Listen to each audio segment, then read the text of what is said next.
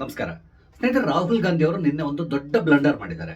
ಅವರು ನಿನ್ನೆ ರಾಯ್ಬರೇಲಿಯಲ್ಲಿ ಒಂದು ಕಾರ್ಯಕ್ರಮದಲ್ಲಿ ಭಾಗವಹಿಸಿ ಭಾಷಣ ಮಾಡ್ತಾ ಇರೋ ಸಂದರ್ಭದಲ್ಲಿ ನರೇಂದ್ರ ಮೋದಿ, ಅಮಿತ್ ಶಾ ಮತ್ತು RSS ದೇಶದ್ರೋಹಿಗಳು ಅಂತಕೊಂಡು ಹೇಳಿದ್ದಾರೆ. ಇಲ್ಲಿ RSS ನ ನಾವು ಸೈಡಿಗೆ ಇಡೋಣ. ಪ್ರಮುಖವಾಗಿ ನರೇಂದ್ರ ಮೋದಿ ಮತ್ತು ಅಮಿತ್ ಶಾ ಅವ್ರ ಬಗ್ಗೆ ಇವ್ರು ಹೇಳಿರುವಂತಹ ಈ ದೇಶದ್ರೋಹಿ ಹೇಳಿಕೆ ಇದೆಯಲ್ಲ, ಇದ್ರ ಬಗ್ಗೆ ನಾವು ಸ್ವಲ್ಪ ಮಾತಾಡ್ಬೇಕಾಗಿ ಬರ್ತದೆ. ಕಾರಣ ಏನು ಅಂತ ಹೇಳಿದ್ರೆ, ಯಾರನ್ನೇ ಆಗ್ಲಿ ಸುಮ್ನೆ ನಾವು ದೇಶದ್ರೋಹಿ ಅಂತೇಳಿ ಕರೆಯೋ ಹಾಗಿಲ್ಲ. ಆ ರೀತಿ ಕರಿಬೇಕು ಅಂತ ಹೇಳಿದ್ರೆ ಅದಕ್ಕೆ ಸರಿಯಾದಂತಹ ಕಾರಣಗಳು ಕೂಡ ಬೇಕಾಗ್ತದೆ. ಆದ್ರೆ ಇಲ್ಲಿ ಅಮಿತ್ ಶಾ ಇರ್ಬೋದು ಅಥವಾ ನರೇಂದ್ರ ಮೋದಿ ಇರ್ಬೋದು, ಇವ್ರನ್ನ ದೇಶದ್ರೋಹಿ ಅಂತೇಳಿ ಕರೆಯುವಂತಹ ಯಾವುದೇ ಕೆಲಸವನ್ನ ಅವ್ರು ಮಾಡಿರೋದು ಇಲ್ಲಿವರೆಗೆ ನಮ್ಗೆ ಗೊತ್ತಿಲ್ಲ. ರಾಹುಲ್ ಗಾಂಧಿ ಅವರಿಗೆ ಏನ್ ಗೊತ್ತಿದೆ ಅನ್ನೋದನ್ನ ಅವ್ರ ಭಾಷಣದ ಸಂದರ್ಭದಲ್ಲಿ ಕೂಡ ಹೇಳಿದ್ದಾರೆ. ಅವರು ಕೆಲವೊಂದು ಕಾರಣಗಳನ್ನು ಕೊಡುವ ಮುಖಾಂತರ ಇದರಿಂದಾಗಿ ನಾನು ಅವ್ರನ್ನ ದೇಶದ್ರೋಹಿಗಳು ಅಂತೇಳಿ ಕರೀತಾ ಇದ್ದೇನೆ ಅಂತಕೊಂಡು ತಮ್ಮ ಭಾಷಣದಲ್ಲಿ ಹೇಳ್ಕೊಂಡಿದ್ದಾರೆ. ಅಂದ್ರೆ ಅವ್ರು ಹೇಳಿರೋ ರೀತಿ ಬೇರೆ ರೀತಿಯಲ್ಲಿದೆ, ಆದ್ರೆ ಒಟ್ಟಾರೆ ಅರ್ಥ ಅದೇ ರೀತಿಯಾಗಿ ಬರ್ತಾ ಇದೆ. ಅದೇನೇ ಇರಲಿ, ರಾಹುಲ್ ಗಾಂಧಿ ಅವರು ಈ ರೀತಿ ಹೇಳಿದ್ರಲ್ಲ, ಈ ರೀತಿ ಹೇಳುವಂತಹ ಯೋಗ್ಯತೆ ರಾಹುಲ್ ಗಾಂಧಿ ಅವರಿಗೆ ಇದೆಯಾ? ಅದೇ ರೀತಿಯಲ್ಲಿ ಇಲ್ಲಿ ನಿಜವಾದ ದೇಶದ್ರೋಹಿಗಳು ಯಾರು? ಇದೆಲ್ಲದಕ್ಕೂ ಸಂಬಂಧಪಟ್ಟಂತೆ ಕೆಲವೊಂದು ವಿಷಯಗಳ ಬಗ್ಗೆ ನಿಮ್ ಜೊತೆ ಚರ್ಚೆ ಮಾಡ್ತಾ ಇದ್ದೇನೆ. ಸ್ನೇಹಿತರೆ, ನಿಮ್ಮೆಲ್ಲರನ್ನು ಕಾಫಿ ವಿತ್ ಡಿಜಿಟಲ್ ಚಾನಲ್ಗೆ ಸ್ವಾಗತಿಸ್ತಾ ಇದ್ದೇನೆ.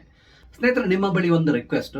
ನಾನು ಇಲ್ಲಿ ಮಾಡ್ತಾ ಇರುವಂತಹ ಈ ಕೆಲಸಕ್ಕೆ ಸಪೋರ್ಟ್ ಆಗಿ ನಿಲ್ಬೇಕು, ಆರ್ಥಿಕವಾಗಿ ನನ್ಗೇನಾದ್ರು ಸಹಾಯ ಮಾಡಬೇಕು ಅನ್ಸಿದ್ರೆ ನನ್ನ UPI ಐಡಿಯನ್ನ ವಿಡಿಯೋದಲ್ಲಿ ಹಾಕಿರ್ತೇನೆ. ಒಂದ್ ವೇಳೆ ನಿಮ್ಗೆ ಏನಾದ್ರೂ ಸಹಾಯ ಮಾಡಬೇಕು ಅಂತ ಹೇಳಿದ್ರೆ ನೀವು ನನಗೆ ಸಹಾಯ ಮಾಡಬಹುದು. ಈಗ ಮುಖ್ಯ ವಿಷಯಕ್ಕೆ ಬರೋಣ. ರಾಹುಲ್ ಗಾಂಧಿ ಅವರು ನಿನ್ನ ರಾಯ್ಬರೇಲಿಯಲ್ಲಿ ಭಾಷಣ ಮಾಡ್ತಿರೋ ಸಂದರ್ಭದಲ್ಲಿ ಪ್ರಧಾನಮಂತ್ರಿ ನರೇಂದ್ರ ಮೋದಿ, ಅಮಿತ್ ಶಾ ಮತ್ತು RSS ನ ದೇಶದ್ರೋಹಿಗಳು ಅಂತ ಕರೆದಿದ್ದಾರೆ. ಇದಕ್ಕೆ ಅವ್ರು ಕೊಟ್ಟಂತ ಕಾರಣ ಏನು ಅಂತ ಹೇಳಿದ್ರೆ, ನರೇಂದ್ರ ಮೋದಿ ಮತ್ತು ಅಮಿತ್ ಶಾ ಹಾಗೇನೆ RSS ಇವರೆಲ್ಲರೂ ಸೇರ್ಕೊಂಡು ನಮ್ಮ ಸಂವಿಧಾನದ ಮೇಲೆ ಸತತ ದಾಳಿ ನಡೆಸ್ತಾ ಇದ್ದಾರೆ, ಸಂವಿಧಾನವನ್ನ ನಾಶಪಡಿಸಲಿ ಪ್ರಯತ್ನಿಸ್ತಾ ಇದ್ದಾರೆ ಅಂತ ಹೇಳ್ಕೊಂಡು ಯಾವಾಗ್ಲೂ ಅವರು ತಮ್ಮ ಬಳಿ ಒಂದು ಪುಸ್ತಕವನ್ನ ಇಟ್ಕೊಂಡು ಓಡಾಡ್ತಾರಲ್ಲ, ಕೆಂಪು ಪುಸ್ತಕ, ಅದನ್ನ ಎತ್ತಿ ತೋರಿಸಿದ್ದಾರೆ. ಹಾಗೇನೆ ಇತ್ತೀಚಿನ ದಿನಗಳಲ್ಲಿ ಎಲ್ಲರೂ ಕೂಡ ಹೇಳುವಂತಹ ಒಂದು ಹೆಸರಿದೆ, ಅದು ಅಂಬೇಡ್ಕರ್ ಅವರ ಹೆಸರು. ನಾನು ಕೆಲವು ವರ್ಷಗಳ ಹಿಂದೆ ಅಂಬೇಡ್ಕರ್ ಹೆಸರು ಇಷ್ಟೊಂದು ಪ್ರಚಲಿತದಲ್ಲಿರೋದನ್ನು ನಾನು ನೋಡಿರ್ಲಿಲ್ಲ. ಆದ್ರೆ ಇತ್ತೀಚಿನ ವರ್ಷಗಳಲ್ಲಿ ರಾಜಕಾರಣಿಗಳಿಗೆ ತಮ್ಮನ್ನ ತಾವು ರಕ್ಷಿಸಿಕೊಳ್ಳಿಕ್ಕೆ, ಹಾಗೇನೆ ಒಂದು ವರ್ಗವನ್ನ ತೃಪ್ತಿಪಡಿಸ್ಲಿಕ್ಕೆ ಅಥವಾ ಅವರ ಮತವನ್ನ ತಮ್ಮತ್ತ ಸೆಳಿಲಿಕ್ಕೆ ಅನ್ಸ್ಕೊಳ್ತಾರೆ, ಪದೇ ಪದೇ ಅಂಬೇಡ್ಕರ್ ಹೆಸರನ್ನ ಹೇಳ್ತಾನೆ ಇರ್ತಾರೆ. ಅದೇ ರೀತಿಯಲ್ಲಿ ಇಲ್ಲಿ ಕೂಡ ಅಷ್ಟೇ, ರಾಹುಲ್ ಗಾಂಧಿ ಅವರು ಅಂಬೇಡ್ಕರ್ ಅವರ ವಿಚಾರಧಾರೆ ಏನಿದೆ ಅದನ್ನ ನಾಶಪಡಿಸ್ಲಿಕ್ಕೂ ಕೂಡ ಇವರು ಪ್ರಯತ್ನಿಸ್ತಾ ಇದ್ದಾರೆ ಅಂತ ಹೇಳಿದ್ರು. ಅದ್ರ ಜೊತೆಗೆ ಮಾಮೂಲಾಗಿ ಹೋದಲ್ಲಿ ಬಂದಲ್ಲಿ ರಾಹುಲ್ ಗಾಂಧಿ ಇಬ್ಬರ ಹೆಸರು ಹೇಳಿಲ್ಲ ಅಂತ ಹೇಳಿದ್ರೆ ಅವ್ರಿಗೆ ನಿದ್ದೆನೆ ಬರೋದಿಲ್ಲ. ಅದ್ಯಾರದ್ದು ಅಂತ ಹೇಳಿದ್ರೆ ಅದಾನಿ ಮತ್ತು ಅಂಬಾನಿ, ಇವರಿಬ್ಬರ ಹೆಸರನ್ನ ಪ್ರತಿ ಬಾರಿ ಇವರು ಮೆನ್ಷನ್ ಮಾಡಲೇಬೇಕಾಗ್ತದೆ. ಅದೇ ರೀತಿಯಲ್ಲಿ ಇಲ್ಲಿ ಕೂಡ ಅವ್ರು ಹೇಳ್ಕೊಂಡಿದ್ದಾರೆ. ಅದಾನಿ ಮತ್ತು ಅಂಬಾನಿಗಾಗಿ ನರೇಂದ್ರ ಮೋದಿ ಮತ್ತು ಅಮಿತ್ ಶಾ ಹಾಗೇನೆ RSS ನವರು ಬಹಳಷ್ಟು ಕೆಲಸ ಮಾಡ್ತಾ ಇದ್ದಾರೆ, ಅವರ ಲಾಭಕ್ಕಾಗಿ ಇವರು ಕೆಲಸ ಮಾಡ್ತಾ ಇದ್ದಾರೆ, ಆ ಮೂಲಕ ದೇಶಕ್ಕೆ ದ್ರೋಹ ಬಗೆತಾ ಇದ್ದಾರೆ ತಗೊಂಡು ಹೇಳಿದ್ದಾರೆ. ಇಲ್ಲಿ ಪ್ರಥಮವಾಗಿ ನಾನು ಅಂಬಾನಿ ಮತ್ತು ಅದಾನಿ ಬಗ್ಗೆ ಇವರು ಹೇಳಿರೋ ಮಾತನ್ನ ನಾನು ತಗೊಳ್ತೇನೆ. ಯಾಕಂದ್ರೆ ಇದು ಪದೇ ಪದೇ ಅವರು ಹೇಳ್ತಾ ಇರುವಂತಹದ್ದು. ಈ ರೀತಿ ಹೇಳಲಿಕ್ಕೆ ಕೆಲವೊಂದು ಅವರದ್ದೇ ಆದಂತಹ ಪರ್ಸನಲ್ ಕಾರಣಗಳಿದೆ. ಆ ಪರ್ಸನಲ್ ಕಾರಣಗಳ ಬಗ್ಗೆ ಕೂಡ ನಿಮ್ಗೆ ಗೊತ್ತಿರಬಹುದು, ಎಲ್ಲಿಂದ ಪ್ರಾರಂಭ ಆಗಿದೆ ಅಂತ ತಗೊಂಡು. ಅದೇನೇ ಇರಲಿ, ಇಷ್ಟೊಂದು ಅಂಬಾನಿ ಮತ್ತು ಅದಾನಿಯನ್ನ ಇವರು ದೂಷಿಸಿ ಮಾತಾಡ್ತಾ ಇರ್ತಾರಲ್ಲ, ರಾಹುಲ್ ಗಾಂಧಿ ಹಾಗೂ ಕಾಂಗ್ರೆಸ್ ಅಧಿಕಾರದಲ್ಲಿರುವಂತಹ ರಾಜ್ಯಗಳಿಂದ ಅಂಬಾನಿ ಮತ್ತು ಅದಾನಿ ಸಂಸ್ಥೆಗಳನ್ನ ನಾವು ಹೊರ ಹಾಕ್ತೇವೆ ಅಂತಕೊಂಡು ಒಂದು ಸಾರ್ವಜನಿಕ ವೇದಿಕೆಯಲ್ಲಿ ನಿಂತ್ಕೊಂಡು ಇವರು ಒಂದು ಘೋಷಣೆ ಮಾಡಿಬಿಡ್ಲಿ ನೋಡೋಣ. ಇದು ಇವ್ರ ಕೈಲಿ ಸಾಧ್ಯ ಇದೆಯಾ? ನಿಮ್ಗೆ ಗೊತ್ತಿದೆ, ಬೆಂಗಳೂರಿನಲ್ಲಿ DK ಶಿವಕುಮಾರ್ ಒಂದು ಟನಲ್ ಯೋಜನೆಯನ್ನ ತರಲಿಕ್ಕೆ ಪ್ರಯತ್ನಿಸ್ತಾ ಇದ್ದಾರೆ. ಅದಕ್ಕೆ ಸಂಬಂಧಪಟ್ಟಂತೆ ಇತ್ತೀಚೆಗೆ ಟೆಂಡರ್ ಪ್ರಕ್ರಿಯೆ ಕೂಡ ನಡೀತಾ ಇದೆ. ಈ ಟೆಂಡರ್ ಪ್ರಕ್ರಿಯೆಯಲ್ಲಿ ಅತ್ಯಂತ ಕಮ್ಮಿ ಮೊತ್ತಕ್ಕೆ ಬಿಡ್ ಮಾಡಿರೋದು ಅದಾನಿ ಕಂಪನಿಯವರು.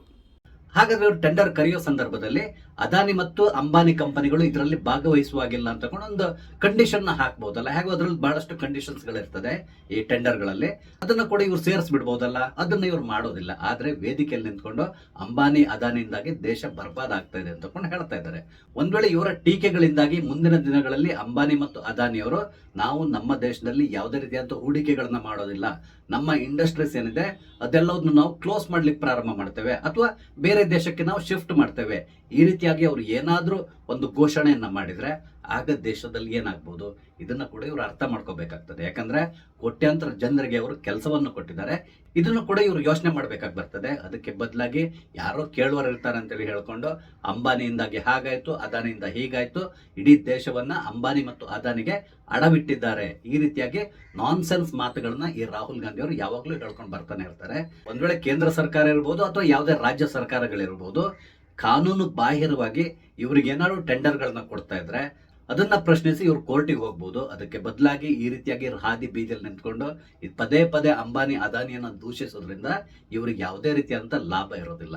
ಅದಲ್ಲದೇ ಇನ್ನೊಂದು ಮಾತನ್ನ ಹೇಳ್ತಾರೆ, ಅವರು ನಮ್ಮ ದೇಶದಲ್ಲಿ ಯಾವುದೇ ರೀತಿಯಾದ ದೇಶದ್ರೋಹದ ಕೆಲಸವನ್ನು ಕೂಡ ಮಾಡ್ತಾ ಇಲ್ಲ, ದೇಶದ ಅಭಿವೃದ್ಧಿಗೆ ಅವರು ಬಹಳಷ್ಟು ಕೊಡುಗೆಯನ್ನು ಕೊಡ್ತಾ ಇದ್ದಾರೆ. ಇದನ್ನ ಅರ್ಥ ಮಾಡ್ಕೋಬೇಕು. ಅವರು ವ್ಯಾಪಾರಿಗಳು, ವ್ಯಾಪಾರವನ್ನ ಮಾಡ್ತಾರೆ, ಅದರಲ್ಲಿ ಲಾಭವನ್ನು ಕೂಡ ಪಡ್ಕೊಳ್ತಾರೆ, ಹಾಗೇನೆ ಆ ಲಾಭವನ್ನ ಮರುಹೂಡಿಕೆ ಕೂಡ ಮಾಡ್ತಾ ಇರ್ತಾರೆ. ಇದೆಲ್ಲೋದ್ರ ಬಗ್ಗೆ ಯೋಚನೆ ಮಾಡುವಂತಹ ಶಕ್ತಿ ರಾಹುಲ್ ಗಾಂಧಿ ಅವರಿಗೆ ಬರಲಿ ಅಂತಕೊಂಡು ನಾನು ದೇವರಲ್ಲಿ ಪ್ರಾರ್ಥಿಸ್ತೇನೆ.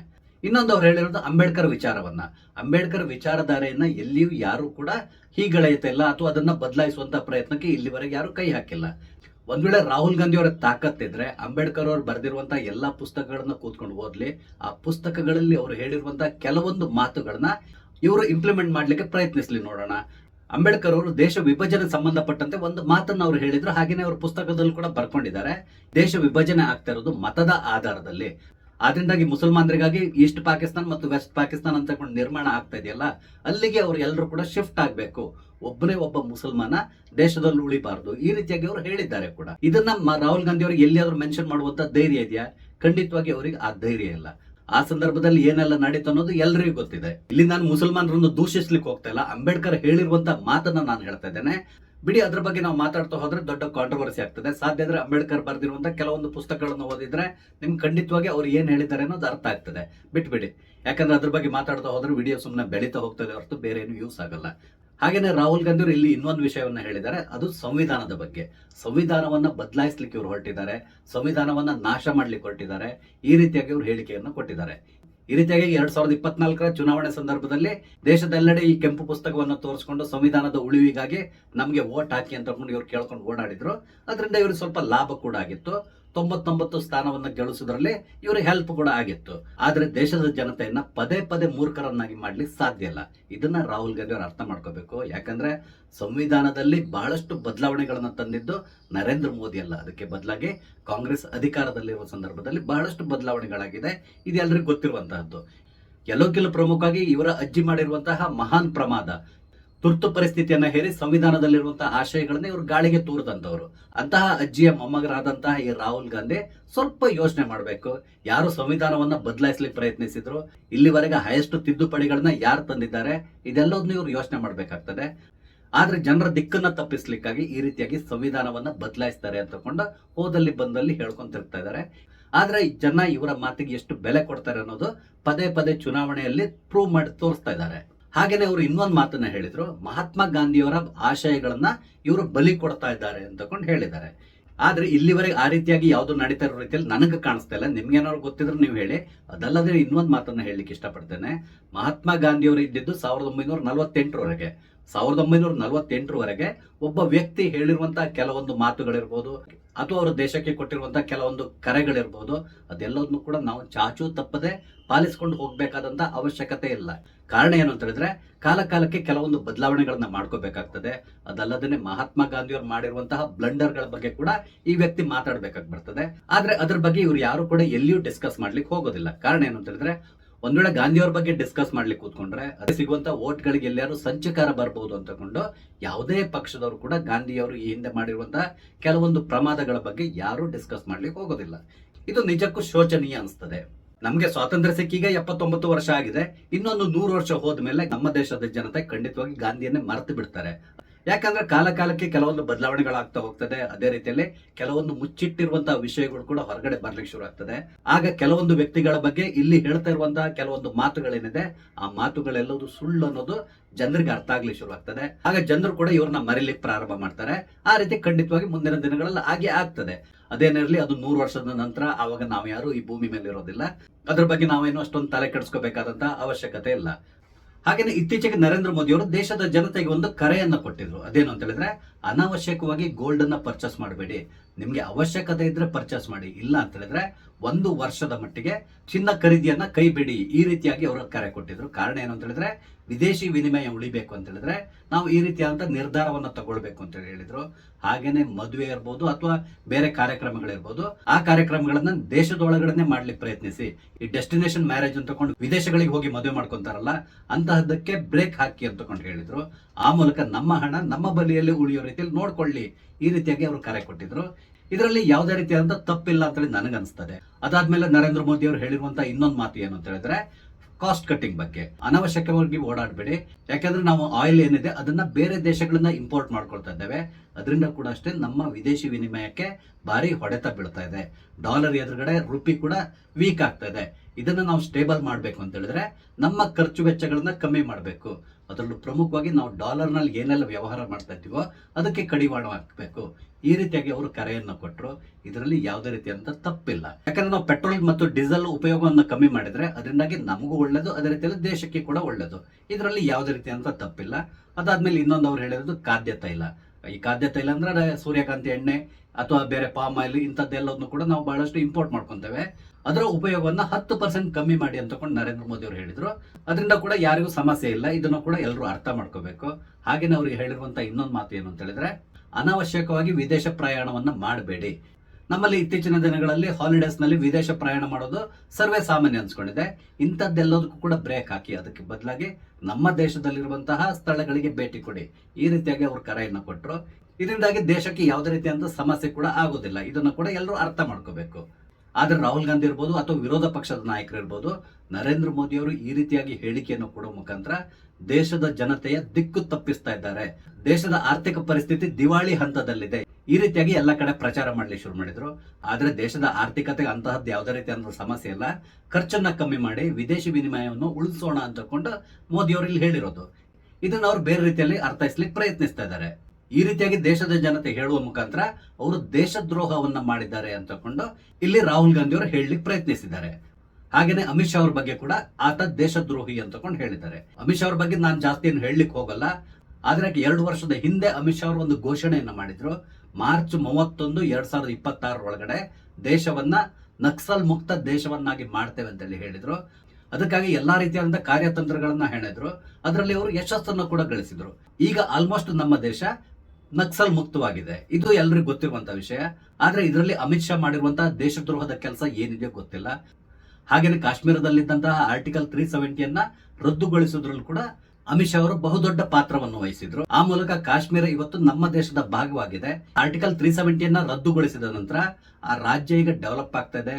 ಹಾಗೇನೆ ಅಲ್ಲಿಯ ಜನತೆ ಕೂಡ ಅಷ್ಟೇ ಬಹಳಷ್ಟು ಸಂತಸದಿಂದಿದ್ದಾರೆ. ಇದೇ ರಾಹುಲ್ ಗಾಂಧಿ ಮತ್ತು ಪ್ರಿಯಾಂಕಾ ವಾದ್ರಾ ಪದೇ ಪದೇ ಕಾಶ್ಮೀರಕ್ಕೆ ಭೇಟಿ ಕೊಟ್ಟು ಅಲ್ಲಿಯ ಸ್ಕೀಯಿಂಗ್ ಕ್ಲಬ್ ಗಳಲ್ಲಿ ಸ್ಕೀಯಿಂಗ್ ಮಾಡ್ತಾ ಇರೋದನ್ನು ಕೂಡ ನಾವು ನೋಡಿದ್ದೇವೆ. ಈ ಆರ್ಟಿಕಲ್ 370 ತೆಗೆಯೋದಕ್ಕಿಂತ ಮೊದಲು ಒಮ್ಮೆ ಕೂಡ ರಾಹುಲ್ ಗಾಂಧಿ ಅವರು ಇಷ್ಟೊಂದು ಫ್ರೀಯಾಗಿ ಅಲ್ಲಿ ಹೋಗಿ ಸ್ಕೀಯಿಂಗ್ ಮಾಡಿದ್ದನ್ನ ನಾವು ನೋಡಿಲ್ಲ. ಆದ್ರೆ ಈಗ ಅವರು ಭಯಮುಕ್ತವಾಗಿ ಕಾಶ್ಮೀರಕ್ಕೆ ಭೇಟಿ ಕೊಡ್ತಾ ಇದ್ದಾರೆ. ಈ ರೀತಿ ಬದಲಾವಣೆ ಆಗ್ಲಿಕ್ಕೆ ಮುಖ್ಯ ಕಾರಣ ಅಮಿತ್ ಶಾ ಅನ್ನೋದು ಇಡೀ ದೇಶಕ್ಕೆ ಗೊತ್ತಿರುವಂತಹದ್ದು. ಆದ್ರೆ ಈ ಮೂಲಕ ಅಮಿತ್ ಶಾ ಅವರು ಯಾವ ರೀತಿಯಾದ ದೇಶದ್ರೋಹ ಮಾಡಿದಾರೋ ದೇವರಿಗೆ ಗೊತ್ತು. ಹಾಗೆ ಇನ್ನೊಂದು ವಿಷಯವನ್ನ ಹೇಳೋದನ್ನ ನಾನು ಮರ್ತೆ. ದೇಶಕ್ಕೆ ಸ್ವಾತಂತ್ರ್ಯ ಸಿಕ್ಕಿದ ನಂತರ ಸರಿಸುಮಾರು 55ರಿಂದ 60 ವರ್ಷಗಳ ಕಾಲ ದೇಶವನ್ನ ಆಳಿರುವಂತ ಕೀರ್ತಿ ಕಾಂಗ್ರೆಸ್ ಪಕ್ಷಕ್ಕೆ ಸೇರಿದೆ. ಆದ್ರೆ ಈ 60 ವರ್ಷಗಳಲ್ಲಿ ನಮ್ಮ ದೇಶದಲ್ಲೇ ಆಯಿಲ್ ಅನ್ನು ಹುಡುಕುವಂತ ಕೆಲಸ ನೀವು ಯಾಕೆ ಮಾಡ್ಲಿಲ್ಲ? ಈಗೀಗ ದೇಶದ ಕೆಲವು ಭಾಗಗಳಲ್ಲಿ ಕ್ರೂಡ್ ಆಯಿಲ್ ಇರೋದನ್ನ ಪತ್ತೆ ಹಚ್ಚುತ್ತಾ ಇದ್ದಾರೆ. ಇದಕ್ಕೆ ಪ್ರಮುಖ ಕಾರಣ ಏನಂತ ಹೇಳಿದ್ರೆ, ಇತ್ತೀಚಿನ ದಿನಗಳಲ್ಲಿ ನಮ್ಮ ಸರ್ಕಾರ ಈ ರಿಸರ್ಚ್ ಗಳ ಮೇಲೆ ಬಹಳಷ್ಟು ಹಣವನ್ನು ಹೂಡಿಕೆ ಮಾಡ್ತಾ ಇದೆ. ಅದರ ಪರಿಣಾಮ ನಮ್ಮ ದೇಶದಲ್ಲೇ ಈಗ ಆಯಿಲ್ ಅನ್ನು ಹುಡುಕುವಂತ ಕೆಲಸ ಚುರುಕನ್ನು ಪಡ್ಕೊಂಡಿದೆ. ಅದರ ಪರಿಣಾಮ ಇನ್ನೊಂದು 8-10 ವರ್ಷಗಳಲ್ಲಿ ನಮ್ಮ ದೇಶಕ್ಕೆ ಬೇಕಾಗುವಷ್ಟು ಆಯಿಲ್ ಅನ್ನು ನಮ್ಮಲ್ಲೇ ತೆಗೆಯುವಂತ ವ್ಯವಸ್ಥೆ ಕೂಡ ನಡೀತಾ ಇದೆ. ಇತ್ತೀಚೆಗೆ ಅಂಡಮಾನ್ ನಿಕೋಬಾರ್ ದ್ವೀಪದಲ್ಲಿ ಒಂದು ಬೃಹತ್ತಾದಂತಹ ಆಯಿಲ್ ಫೀಲ್ಡ್ ಸಿಕ್ಕಿದೆ ಅನ್ನುವ ಸುದ್ದಿ ಎಲ್ಲೆಡೆ ಹರಿದಾಡ್ತಾ ಇದೆ. ಇದನ್ನ ಈಗಾಗಲೇ ಇದಕ್ಕೆ ಸಂಬಂಧಪಟ್ಟಂತ ಮಿನಿಸ್ಟ್ರಿ ಕೂಡ ಕನ್ಫರ್ಮ್ ಮಾಡಿದೆ. ಆದ್ರೆ 55-60 ವರ್ಷಗಳ ಕಾಲ ದೇಶವನ್ನ ಆಳಿದಂತಹ ಕಾಂಗ್ರೆಸ್ ಪಕ್ಷ ಇದಕ್ಕೆ ಸಂಬಂಧಪಟ್ಟಂತೆ ಯಾವುದೇ ರೀತಿಯಾದಂತಹ ಕೆಲಸವನ್ನ ಮಾಡಲಿಲ್ಲ. ಆದ್ರಿಂದ ಇವಾಗ್ಲೂ ಕೂಡ ನಾವು ಆಯಿಲ್ ಗಾಗಿ ಅರಬ್ ಕಂಟ್ರಿಗಳನ್ನ ಡಿಪೆಂಡ್ ಆಗಿ ಬರಬೇಕಾಗಿ ಬಂದಿದೆ. ಇದು ಕಾಂಗ್ರೆಸ್ ಪಕ್ಷ ದೇಶಕ್ಕೆ ಮಾಡಿರುವಂತಹ ದ್ರೋಹ ಹೌದಾ ಅಲ್ವಾ? ನೀವೇ ಉತ್ತರಿಸಬೇಕು. ಹಾಗೇನೆ ಇಲ್ಲಿ ಇನ್ನೊಂದು ಮಾತನ್ನ ಹೇಳಲಿಕ್ಕೆ ಇಷ್ಟಪಡ್ತೇನೆ. ಅದೇನು ಅಂತ ಹೇಳಿದ್ರೆ, ಇತ್ತೀಚೆಗೆ ತಮಿಳುನಾಡಿನಲ್ಲಿ ಚುನಾವಣೆ ನಡೀತು. ಅಲ್ಲಿ ಟಿವಿಕೆ ಪಕ್ಷ ಬಹುಮತವನ್ನ ಪಡೆಯಿತು. ತಕ್ಷಣ ಕಾಂಗ್ರೆಸ್ ಅವ್ರ ಜೊತೆ ಸೇರ್ಕೊಂಡು ನಾವು ಸರ್ಕಾರದ ಭಾಗವಾಗ್ತೇವೆ ಅಂತ ಹೇಳ್ಕೊಂಡು ಹೇಳಿದ್ರು. ಇದೇ ಸಂದರ್ಭದಲ್ಲಿ ಇವ್ರ ಜೊತೆ ಸೇರ್ಕೊಂಡಿರುವಂತಹ ಇನ್ನೊಂದು ಪಕ್ಷ ವಿಕೆಸಿ ಪಕ್ಷ. ವಿಕೆಸಿ ಪಕ್ಷ ಪ್ರಮುಖವಾಗಿ ಸಪೋರ್ಟ್ ಮಾಡ್ತಾ ಇರೋದು LTTE ವಿಚಾರಧಾರೆಗಳನ್ನ. ನಿಮ್ಗೆ ಗೊತ್ತಿರಬಹುದು, ಅವರ ಪಕ್ಷದ ಕಚೇರಿಯ ಹೊರಗಡೆ LTTE ಪ್ರಭಾಕರನ್ ಅವರ ಬೃಹತ್ತಾದಂತಹ ಒಂದು ಪೋಸ್ಟರ್ ಕೂಡ ಹಾಕಿದ್ದಾರೆ. ಹಾಗೆ ಅವರು ಪದೇ ಪದೇ LTTE ಪರವಾಗಿ ಹೇಳಿಕೆಗಳನ್ನು ಕೊಡ್ತಾರೆ. DMK ಪಕ್ಷ ಕೂಡ ಅದರಿಂದ ಹೊರತಾಗಿಲ್ಲ. ಇದೆಲ್ಲವೂ ನಿಮ್ಗೆ ಗೊತ್ತಿರುವಂತಹದ್ದು. ಅದ್ರ ಜೊತೆ ಮೊನ್ನೆ ಅಷ್ಟೇ LTTE ಪ್ರಭಾಕರನ್ ಇದ್ದಾರಲ್ಲ, ಆತನ ಸಾವಿನ ದಿನ, ಆ ದಿನವನ್ನ ತಮಿಳರು ರಿಮೆಂಬರೆನ್ಸ್ ಡೇ ಅಂತ ಸೆಲೆಬ್ರೇಟ್ ಮಾಡ್ತಾರೆ. ಆ ಸಂದರ್ಭದಲ್ಲಿ ಸಾಮಾನ್ಯವಾಗಿ ತಮಿಳುನಾಡಿನಲ್ಲಿರುವಂತಹ ಎಲ್ಲಾ ಪಕ್ಷಗಳು ಕೂಡ LTTE ಪ್ರಭಾಕರನ್ ಪರವಾಗಿ ಹೇಳಿಕೆಗಳನ್ನು ಕೊಡ್ತಾರೆ ಅಥವಾ ಅವರು ತಮ್ಮ ಪೋಸ್ಟ್ ಗಳನ್ನ ಹಂಚಿಕೊಳ್ತಾರೆ. ಅದೇ ರೀತಿಯಲ್ಲಿ ಟಿವಿಕೆ ಪಕ್ಷದ ವಿಜಯ್ ಕೂಡ LTTE ಪ್ರಭಾಕರನ್ನ ಹೊಗಳಿ ಟ್ವೀಟ್ ಅನ್ನು ಕೂಡ ಮಾಡಿದ್ದಾರೆ. ಆದ್ರೆ ಇದೇ LTTE ಪ್ರಭಾಕರನ್ ನಮ್ಮ ದೇಶದ ಮಾಜಿ ಪ್ರಧಾನಮಂತ್ರಿ ಆದಂತಹ ರಾಜೀವ್ ಗಾಂಧಿ ಅವರ ಹತ್ಯೆ ಮಾಡಿದಂತಹ ವ್ಯಕ್ತಿ. ಇಲ್ಲಿ ನಮ್ಮ ದೇಶದ ಮಾಜಿ ಪ್ರಧಾನಮಂತ್ರಿ ಅಂತ ನಾನು ಯಾಕೆ ಹೇಳ್ತೇನೆ ಅಂತ ಹೇಳಿದ್ರೆ, ಅವರ ಪುತ್ರ ರಾಹುಲ್ ಗಾಂಧಿ ಮತ್ತು ಅವರ ಪುತ್ರಿ ಪ್ರಿಯಾಂಕಾ ವಾದ್ರಾ ನಿಮ್ಗೆ ಗೊತ್ತಿರುವಂತಹ ವಿಷಯ. ಆದ್ರೆ ಇಲ್ಲಿ ಕಾಂಗ್ರೆಸ್ ಪಕ್ಷ LTT ಸಮರ್ಥಿಸಿಕೊಳ್ಳುವಂತಹ ರಾಜಕೀಯ ಪಕ್ಷಗಳ ಜೊತೆ ಗುರುತಿಸಿಕೊಳ್ತದೆ. ಅವರ ಸರ್ಕಾರದ ಭಾಗವಾಗಿ ಇವರು ಕಾರ್ಯನಿರ್ವಹಿಸ್ತಾರೆ. ಅಂದ್ರೆ ಇವರು LTT ವಿಚಾರಧಾರೆ ಏನಿದೆ ಅದನ್ನ ಇವರು ಒಪ್ಕೊಂಡ ರೀತಿಯಲ್ಲಿ ಆಗ್ತದೆ. ಇದು ದೇಶ ಪ್ರೇಮವ ಅಥವಾ ದೇಶದ್ರೋಹವ? ಯಾಕಂತೇಳಿ ಹೇಳಿದ್ರೆ, ನಮ್ಮ ದೇಶದ ಮಾಜಿ ಪ್ರಧಾನಮಂತ್ರಿನ ಹತ್ಯೆ ಮಾಡಿರುವಂತಹ ಒಂದು ಸಂಘಟನೆಯ ಪರವಾಗಿ ಹೇಳಿಕೆ ಕೊಡುವವರ ಜೊತೆಗೆ ಇವ್ರು ಯಾಕೆ ನಿಂತ್ಕೊಳ್ತಾರೆ? ಇದಕ್ಕೆ ರಾಹುಲ್ ಗಾಂಧಿ ಅವರು ಉತ್ತರ ಕೊಡ್ಬೇಕಾಗಿ ಬರ್ತದೆ. ಅದಲ್ಲದೆ ರಾಜೀವ್ ಗಾಂಧಿ ಅವರ ಹತ್ಯೆಯಲ್ಲಿ ಭಾಗಿಯಾದಂತವ್ರನ್ನ ಕ್ಷಮಿಸಿರುವಂತಹ ಮಹಾನ್ ನಾಯಕರು ರಾಹುಲ್ ಗಾಂಧಿ ಅಂಡ್ ಫ್ಯಾಮಿಲಿ ಅವರು. ಆ ಮೂಲಕ ಮುಂದಿನ ದಿನಗಳಲ್ಲಿ ಇವ್ರು ಏನಾದ್ರು ನಮ್ಮ ದೇಶದ ವಿರುದ್ಧವಾಗಿ ಏನಾದ್ರು ಕಾರ್ಯಾಚರಣೆಯನ್ನ ಕೈಗೊಂಡ್ರೆ ಅವರ ಪರವಾಗಿ ತಾವು ನಿಲ್ತೇವೆ ಅನ್ನೋ ರೀತಿಯಲ್ಲಿ ಇವರು ತೋರಿಸ್ಕೊಂಡಿದ್ದಾರೆ. ಇದು ಅವರ ದೇಶ ಪ್ರೇಮವ? ಅದ್ರ ಬಗ್ಗೆ ಕೂಡ ಅವ್ರು ಮಾತಾಡ್ಬೇಕಾಗಿ ಬರ್ತದೆ. ಹಾಗೇನೆ ಬಹಳಷ್ಟು ಬಾರಿ ಇವರು ಭಯೋತ್ಪಾದಕರ ಪರವಾಗಿ ಮಾತಾಡಿರುವುದನ್ನು ಕೂಡ ನಾವು ನೋಡಿದ್ದೇವೆ. ನಿಮ್ಗೆ ಗೊತ್ತಿದೆ, ಸಾಮಾನ್ಯವಾಗಿ ಭಯೋತ್ಪಾದಕರನ್ನ ಇವರು ನಮ್ಮ ಬ್ರದರ್ಸ್ ಅಂತ ಕೂಡ ಕರೀತಾರೆ. ಮೋಸ್ಟ್ಲಿ ಇದು ಕಾಂಗ್ರೆಸ್ ಪಕ್ಷದ ದೇಶ ಪ್ರೇಮದ ಒಂದು ಭಾಗ ಅನ್ಸ್ಕೊಳ್ತದೆ. ಬಿಡಿ, ಹೀಗೆ ಮಾತಾಡ್ಕೊಂತ ಹೋದ್ರೆ ಬಹಳಷ್ಟು ಉದಾಹರಣೆಗಳು ನಮ್ಗೆ ಸಿಗ್ತದೆ. ಯಾರು ದೇಶದ ಪರವಾಗಿದ್ದಾರೆ, ಯಾರು ದೇಶದ ವಿರುದ್ಧವಾಗಿದ್ದಾರೆ. ಹಾಗೇನೆ ನಮ್ಮ ದೇಶವನ್ನು ಒಂದು ದೇಶ ಅಂತೇಳಿ ಒಪ್ಕೊಳ್ದೇ ಇರುವಂತಹ ವ್ಯಕ್ತಿ ಇದೇ ರಾಹುಲ್ ಗಾಂಧಿ. ಭಾರತ ಮಾತೆಯನ್ನು ಹೂ ಇಸ್ ಭಾರತ ಮಾತಾ ಅಂತ ಹೇಳ್ಕೊಂಡು ಪ್ರಶ್ನೆ ಮಾಡಿದಂತಹ ವ್ಯಕ್ತಿ. ಸ್ವಾತಂತ್ರ್ಯ ಸಿಗೋದಕ್ಕಿಂತ ಮೊದ್ಲೇನೆ ಒಂದು ಸಮುದಾಯದವರನ್ನ ಓಲೈಸ್ಲಿಕ್ಕಾಗಿ ಇಡೀ ಒಂದೇ ಮಾತರನ್ನ ಎಲ್ಲಿಯೂ ಕೂಡ ಹಾಡ್ಲಿಕ್ಕೆ ಬಿಡದೇ ಇರುವಂತಹ ಪಕ್ಷ ಇದೇ ಕಾಂಗ್ರೆಸ್ ಪಕ್ಷ. ಇವರು ಉಳಿದವರಿಗೆ ದೇಶದ್ರೋಹಿಗಳು ಅಂತ ಹೇಳಿ ಹೇಳ್ತಾರೆ. ಈ ರೀತಿ ಅವ್ರು ಮಾತಾಡೋದಕ್ಕಿಂತ ಮೊದಲು ತಮ್ಮ ದೇಶ ಪ್ರೇಮವನ್ನ ಇವರು ತೋರಿಸ್ಕೊಡ್ಬೇಕಾಗ್ತದೆ. ಹಾಗೇನೆ ಭಾರತವನ್ನ ವಿರೋಧಿಸುವಂತಹ ಹಲವಾರು ವಿದೇಶಿ ಶಕ್ತಿಗಳ ಜೊತೆಗೆ ಆಗಾಗ ಕಾಣಿಸ್ಕೊಳ್ತಾ ಇರುವಂತಹ ವ್ಯಕ್ತಿ ರಾಹುಲ್ ಗಾಂಧಿ ಅವರು. ಹಾಗಾದ್ರೆ ರಾಹುಲ್ ಗಾಂಧಿ ಇವ್ರ ಜೊತೆ ಯಾಕೆ ಕಾಣಿಸ್ಕೊಳ್ತಾ ಇದ್ದಾರೆ? ಅವ್ರ ಜೊತೆ ಯಾಕೆ ಇವ್ರು ಮೀಟಿಂಗ್ ಕೂತ್ಕೊಳ್ತಾರೆ? ಇದು ದೇಶ ಪ್ರೇಮವನ್ನ ವ್ಯಕ್ತಪಡಿಸುವಂತಹ ರೀತಿಯ, ಅಥವಾ ನಮ್ಮ ದೇಶವನ್ನ ಉದ್ಧಾರ ಮಾಡ್ಲಿಕ್ಕಾಗಿ ಅವ್ರ ಜೊತೆ ನೀವು ಕೈ ಜೋಡಿಸ್ತಾ ಇದ್ದೀರಾ? ಇದ್ರ ಬಗ್ಗೆ ಕೂಡ ರಾಹುಲ್ ಗಾಂಧಿ ಅವರು ಉತ್ತರ ಕೊಡ್ಬೇಕಾಗಿ ಬರ್ತದೆ. ಅನಾವಶ್ಯಕವಾಗಿ ನಾನು ಯಾವಾಗ್ಲೂ ಪ್ರಚಾರದಲ್ಲಿರ್ಬೇಕು, ನನ್ನನ್ನ ಜನರು ಮರಿಬಾರ್ದು, ನಾನು ಪದೇ ಪದೇ ಚುನಾವಣೆ ಸೋಲ್ತಾ ಇದ್ರು ಕೂಡ ಅದರ ಜವಾಬ್ದಾರಿಯನ್ನು ವಹಿಸ್ಕೊಳ್ಳಿಕ್ಕೂ ಕೂಡ ತಯಾರಿಲ್ಲದೆ ಇರುವಂತಹ ಮಹಾನ್ ನಾಯಕರಾದಂತಹ ರಾಹುಲ್ ಗಾಂಧಿ ಅವರು ಅನಾವಶ್ಯಕವಾಗಿ ದೇಶದ ಪ್ರಧಾನಮಂತ್ರಿ ಇರ್ಬೋದು ಅಥವಾ ದೇಶದ ಗೃಹ ಮಂತ್ರಿ ಇರ್ಬೋದು, ಅವ್ರನ್ನ ದೇಶದ್ರೋಹಿಗಳು ಅಂತೇಳಿ ಕರೆಯೋದು ಸರ್ವತಾ ತಪ್ಪು. ಇದನ್ನ ರಾಹುಲ್ ಗಾಂಧಿ ಅವ್ರು ಅರ್ಥ ಮಾಡ್ಕೋಬೇಕು. ಈಗ ಏನಾಗುತ್ತೆ, ರಾಹುಲ್ ಗಾಂಧಿ ಮೇಲೆ ಯಾರೋ ಒಂದು ಕೇಸ್ ಹಾಕ್ತಾರೆ, ಕೊನೆ ಇವರು ಕೋರ್ಟಿಗೆ ಹೋಗಿ ಕ್ಷಮಾಪಣೆಯನ್ನು ಕೇಳ್ತಾರೆ.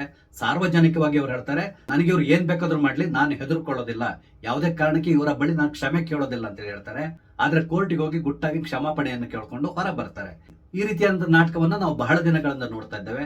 ಅಟ್ಲೀಸ್ಟ್ ಮುಂದಿನ ದಿನಗಳಲ್ಲಾದ್ರೂ ರಾಹುಲ್ ಗಾಂಧಿ ಅವರು ಮಾತಾಡುವ ಸಂದರ್ಭದಲ್ಲಿ ಸ್ವಲ್ಪ ಯೋಚನೆ ಮಾಡಿ ಮಾತಾಡೋದು ಒಳ್ಳೇದು ಅನಿಸ್ತದೆ.